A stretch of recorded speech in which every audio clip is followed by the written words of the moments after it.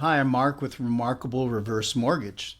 This is a real reverse mortgage story entitled, What About Reverse Mortgage Interest?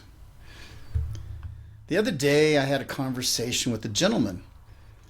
This was after a One Business Connection meeting. It's a networking group I've been a part of, and he's been a part of for some time in the Denver area in Colorado, and actually it's nationwide now and worldwide. It's interesting, he has listened to my elevator pitch on reverse mortgages for a couple of years, but this time something I mentioned caught his attention. He and his wife are both in their early 70s, and they own a paid-off house worth about $1.1 million. This is a recap of that conversation. Hey, Bob, sounds like you have a few questions about what I shared this morning. He said, I do. You mentioned the interest rate for a reverse mortgage is about the same as the current 30-year mortgage. So that means I would be paying about 7% on the money in my line of credit. Is that right? I figured that would be about $3,000 a month. A month, I said. I don't follow. Where'd you get that number? Well, the interest on my entire line of credit would be about $3,000 a month, wouldn't it? Well, there's an interesting thing.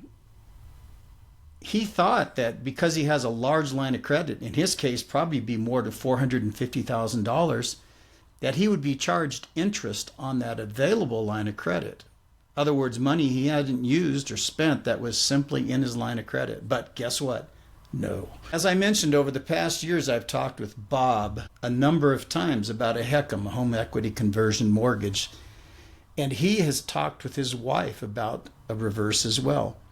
Her big objection was based on the perception that they would have to give their home to the lender when they passed, and that the interest would be charged or would accrue on the entire line of credit from the beginning, from loan closing. Now, if either of those perceptions were true, I wouldn't be in the reverse business, let alone ever do a deal that had those features and terms, because that would be 3 steps above loan sharking. Back to our conversation. The lender doesn't have any right to your property. They only get the payoff on your loan balance when you pass or leave or even refinance your reverse loan. He said, that makes more sense. Then he said, so what about the line of credit interest? I said, you only pay or accrue interest on the amount of money you've used or that you take out. In your case, that would be the loan costs and whatever cash you take from your line of credit at closing. He said, I can see that now.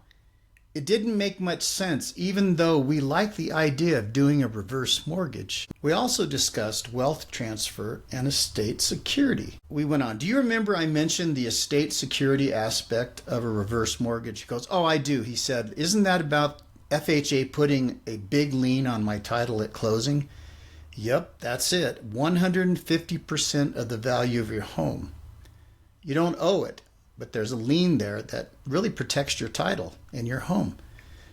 I just learned something that I didn't know about. You want to hear it? Sure, he said. I asked the personal injury attorney if he would try to collect a judgment against a person who had a reverse mortgage. He said, no, I wouldn't be able to enforce it or collect it. I can't attach their Social Security or their other retirement benefits. I can't touch their line of credit, and I can't go after other money that comes in as a result of their retirement. Then I asked him this, could you collect from a person who had a paid off or mostly paid off home? He said, I could force the sale of that home anytime.